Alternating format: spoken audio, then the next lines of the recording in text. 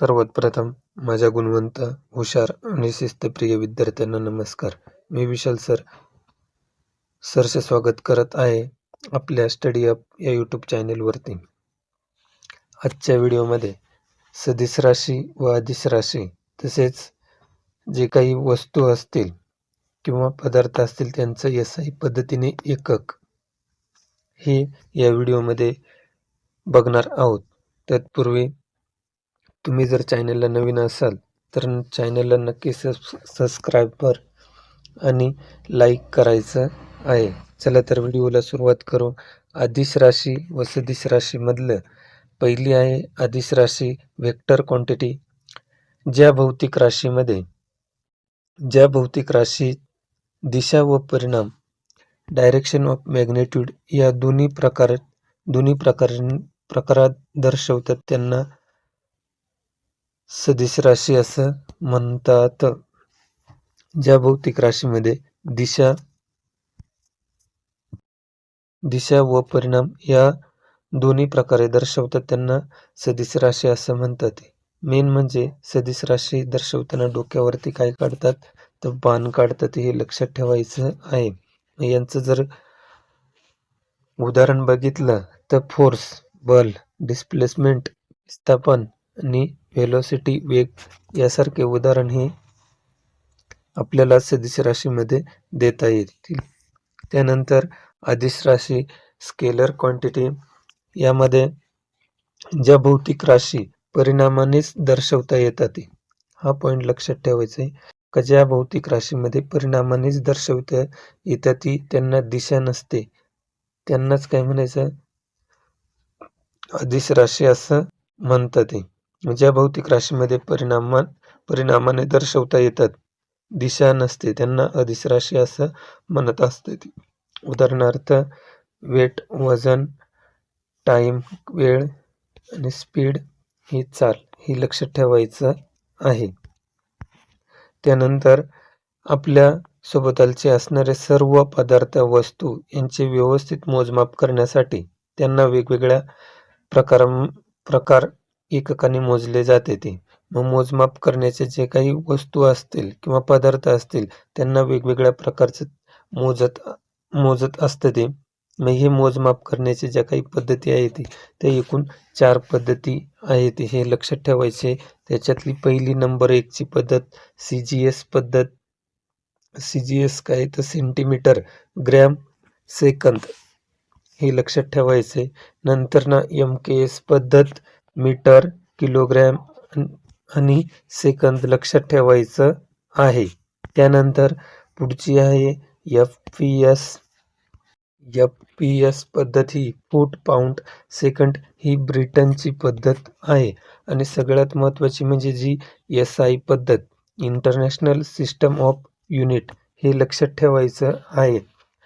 जेवढे काही एकक असतील किंवा युनिट असतील हे सगळे आपल्याला SI पद्धतीमध्ये मोजत असते किंवा त्या पदार्थांचं मोजमाप हे SI पद्धतीनेच करत असते, हे लक्षात ठेवायचं आहे. त्यानंतर याच्या व्यतिरिक्त काही एकक हे 2 प्रकारे मांडत असते. जी काही एकक मांडण्याची पद्धत आहे ती अजून 2 पद्धतीने आहे, ती लक्षात घ्यायची आहे. मग त्याच्यातली पहिली आहे मूलभूत एकक, फंडामेंटल युनिट, आणि दुसरी आहे साध्य एकक, डायव्हर्ट युनिट. मग याच्यातलं मूलभूत एकक म्हणजे काय किंवा फंडामेंटल युनिट म्हणजे काय हे समजून घ्यायचं आहे. ज्या भौतिक राशीचे एकक हे दुसऱ्या राशीवरती अवलंबून नसते त्यांना मूलभूत एकक असं म्हणतात. ज्या भौतिक राशीचे एकक, हे लक्षात घ्यायचे, ज्या भौतिक राशीचे एकक हे दुसऱ्या राशीवरती अवलंबून नसते त्यांना मूलभूत एकक किंवा फंडामेंटल युनिट असं म्हणतात. मग त्यापैकी SI पद्धती ही सर्वत्र सारखी आहे. त्याच्यातील काही आपल्याला जे काही परीक्षेच्या दृष्टीने महत्त्वाचे SI पद्धतीने एकक विचारले जाते त्या मूलभूत राशींचे एकक हे आपल्याला बघायचे आहे. ते खाली आपल्याला मूलभूत राशी, मूलभूत एकक आणि चिन्ह त्यांचे दिलेले आहे. ते पहिले आहे लांबी, लेंथ. मग लेंथ ही लेंथ मीटर आणि त्यांचं चिन्ह जे आहे ते काय आहे तर एम आहे, हे लक्षात ठेवायचं आहे. त्यानंतर पुढे आहे वस्तुमान मास, मूलभूत एकक आहे किलोग्रॅम आणि त्यांचं चिन्ह आहे केजी, हे लक्षात ठेवायचं आहे. त्यानंतर पुढील येतोय जी काही मूलभूत राशी आहे ती आहे काळ, त्यांचं मूलभूत एकक आहे आपल्याला सेकंद आणि त्यांचं चिन्ह आहे एस. त्यानंतर पुढचं आहे तापमान टेम्परेचर, त्याचं एसआय एकक आहे किंवा मूलभूत एकक आहे केल्विन आणि त्यांचं चिन्ह आहे के, हे पण आपण लक्षात ठेवणार आहोत. त्यानंतर इलेक्ट्रिक करंट विद्युतधारा, याचं मूलभूत एकक आहे एम्पियर आणि त्यांचं चिन्ह आहे ई. त्यानंतर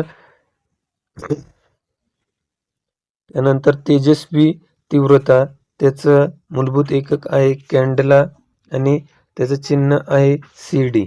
त्यानंतर सगळ्यात महत्त्वाचं म्हणजे पदार्थाच्या राशी म्हणजेच अमाऊंट ऑफ सबस्टन्स, यामध्ये जे काही मूलभूत एकक आहे ते मोल आहे आणि चिन्ह त्याचं हे आहे, हे लक्षात ठेवायचं आहे.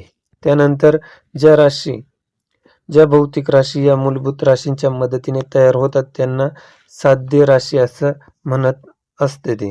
मग त्यांचे पण काही युनिट दिलेले आहे ते लक्षात ठेवायचे, सिम्बॉल दिलेले आहे ते पण लक्षात ठेवायचे. मग खाली दिलेल्या त्या फिजिकल क्वांटिटी दिलेल्या आहे ते, ह्या फिजिकल क्वांटिटीनुसार आपल्याला जे काही SI युनिट आहे ते समजून घ्यायचे आणि त्यांचा जो काही सिम्बॉल आहे तो समजून घ्यायचा आहे. मग पहिला आहे फोर्स, बलचं SI पद्धतीने एकक आहे न्यूटन आणि त्यांचं सिम्बॉल आहे N. यानंतर पुढे आहे एनर्जी, ऊर्जा, त्याचं SI युनिट आहे जूल आणि चिन्ह आहे J. या पुढील स्पीड आहे, चालचं आहे, मग चालचं SI युनिट काय मीटर पर सेकंद आणि त्याचं सिम्बॉल आहे M/s किंवा मीटर पर सेकंद, लक्षात ठेवायचं आहे. त्यानंतर फ्रिक्वेन्सी आहे, वारंवारता आहे, वारंवारतेचं SI पद्धतीने एकक हर्ट्स आहे आणि त्यांचं सिम्बॉल HZ आहे, हा लक्षात ठेवायचा आहे. त्यानंतर पुढे आहे मोमेंटम, संवेग, मग यांचं SI पद्धतीने एकक आहे kilogram metre per second, kilogram metre per second आणि त्यांचं सिम्बॉल आहे kg/मीटर/सेकंद, हे लक्षात ठेवायचं आहे. त्यानंतर पुढे आहे प्रेशर, दाब, याचं SI युनिट आहे पास्कल आणि त्याचं सिम्बॉल आहे PA. यानंतर पुढे येतोय पॉवर, शक्तीचं SI पद्धतीने एकक आहे वेट आणि त्याचं सिम्बॉल आहे W. त्यानंतर सरफेस टेन्शन म्हणजे पृष्ठ ताण, यामध्ये त्याचं SI पद्धतीने एकक आहे न्यूटन पर मीटर आणि त्याचं सिम्बॉल आहे NM न्यूटन पर मीटर, हे लक्षात ठेवायचं आहे. त्यानंतर इलेक्ट्रिक चार्ज म्हणजे प्रभार, मग प्रभाराचं SI पद्धतीने एकक आहे कुलम आणि त्याचं सिम्बॉल आहे C. त्यानंतर पुढचं आहे पोटेन्शियल म्हणजेच विभवाचं SI पद्धतीने एकक आहे व्होल्ट आणि त्याचं चिन्ह आहे V. आणि त्यानंतर पुढे आहे इलेक्ट्रिक रेजिस्टन्स म्हणजेच रोध, याचं SI पद्धतीने एकक आहे ओहम आणि चिन्ह आहे ओमचं, हे चिन्ह लक्षात ठेवायचं आहे.